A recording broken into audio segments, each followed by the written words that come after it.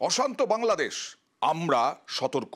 পেট্রাপোল সীমান্তের গ্রামে ছয়ঘড়িয়া গ্রামে বসলো 50টা সিসি ক্যামেরা।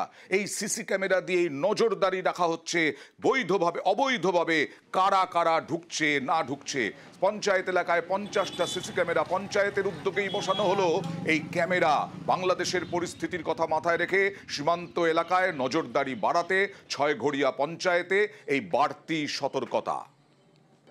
বিশেষত বাংলাদেশের যে উদ্ভূত পরিস্থিতি, সেই পরিস্থিতির কারণে এবং আমাদের এলাকার নিরাপত্তার সাথে সিসি ক্যামেরাগুলো লাগিয়েছে এবং পথ চলতি মানুষ এবং বিশেষত যারা দুরাচারী লোক তারাও যথেষ্ট ভাবে সচেতন থাকবে যে সিসি ক্যামেরা থাকার কারণে অপরাধ প্রবণতা কমবে। বিভিন্ন টাইমের যে বাংলাদেশ থেকে আসা জঙ্গিরা আমাদের এখানকার রাজ্যের চারিদিকে ভরে গেছে, আমরা বুঝতে পারছি না যে কে কীরকম অবস্থায় আছে। সিসি ক্যামেরা লাগানো হয়েছে, এটা আমি পঞ্চায়েত প্রধানকে সাধুবাদ জানাবো।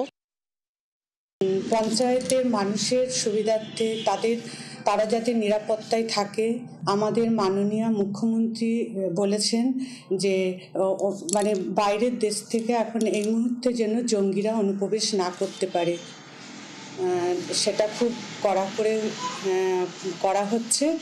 আর এটা যৌথভাবে পুলিশ প্রশাসন, সরকার, পঞ্চায়েত যৌথভাবে এই নিরাপত্তা মানুষের জন্য করতে চলেছে। অনুপ্রবেশকারী গ্রেফতার শুধু কলকাতায় নয়, নদিয়া, বালুরঘাট। দেখুন,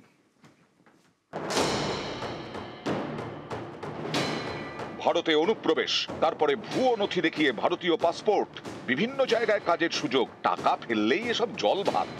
বাংলাদেশে অনুপ্রবেশকারীদের জেরা করে এমনই বিস্ফোরক তথ্য পেয়েছেন গোয়েন্দারা। কেন ধরলো তোমাকে?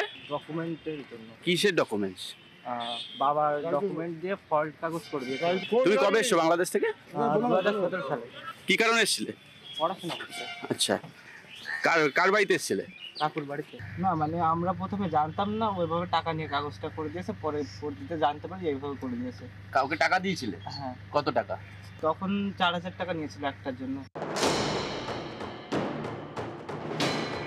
বাংলাদেশে অনুপ্রবেশকারীদের ভুয়ো নথি তৈরি করে দেওয়ার অভিযোগে নদিয়ায় গ্রেফতার 2। এর আগে যেসব অনুপ্রবেশকারীদের ধরা হয়েছে তাদের জেরা করেই হরিণঘাটা থেকে 2জনকে গ্রেফতার করেছে পুলিশ। তুমি জাল নথিপত্র করতে? তাহলে তোমার নামে অভিযোগ উঠেছে? অভিযোগ, মিথ্যা অভিযোগ দিয়েছে। তার কি করে দিয়েছে? ছেলেটাকে কি বানিয়ে দিয়েছিলে? আমি কিছু বানাইনি। আমি 2017 ফর্ম ফিল আপ করছিলাম, তখন ওই সাথে ফর্ম ফিল আপ আমি সেই ফর্ম ফিল আপ করেছিলাম, কিন্তু আমি তো করি। আপনি কি নির্দোষ? হ্যাঁ, নির্দোষ।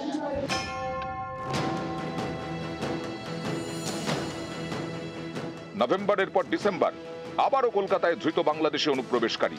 বিএনপি নেতা সেলিম মাতব্বরের পর এবার মোহাম্মদ আবিদুর রহমান। শুক্রবার রাতে কলিন স্ট্রিট থেকে আবিদুরকে গ্রেফতার করে পুলিশ। আবিদুরের থেকে ভারতীয় পাসপোর্ট, আধার কার্ড, প্যান কার্ড উদ্ধার হয়েছে। এই অনুপ্রবেশকারী থাকতো খিদিরপুরে। জামা কাপড়ের এক্সপোর্ট ইম্পোর্টের ব্যবসা করত বলে দাবি করেছে।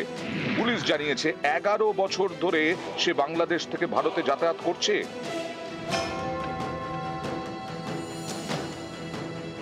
দক্ষিণ দিনাজপুরের বালুরঘাটেও গ্রেফতার বাংলাদেশি অনুপ্রবেশকারী। ধৃতের নাম মহসিন মন্ডল।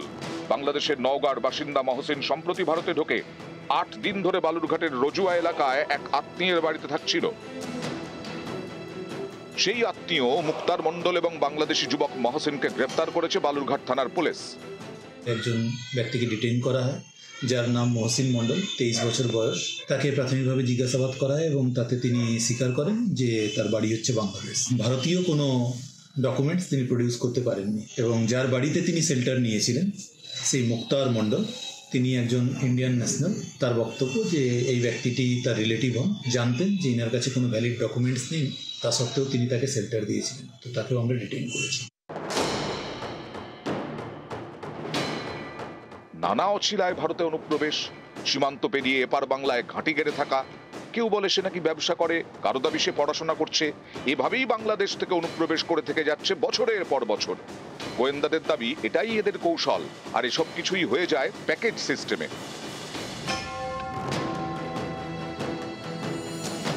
থাকা, খাওয়া, বেড়ানো সব মিলিয়ে প্যাকেজ।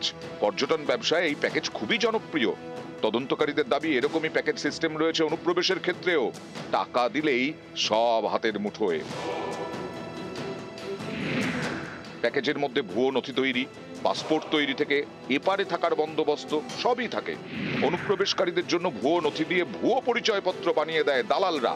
এই ভুয়ো পরিচয়পত্র দিয়েই তৈরি হয় পাসপোর্ট। বাংলাদেশে পালাবদলের পর বাংলাদেশ থেকে অনুপ্রবেশ বেড়েছে মানব পাচারও। বাংলাদেশ সীমান্ত লাগোয়া নদিয়াতেও এই মানব পাচার চক্র সক্রিয়।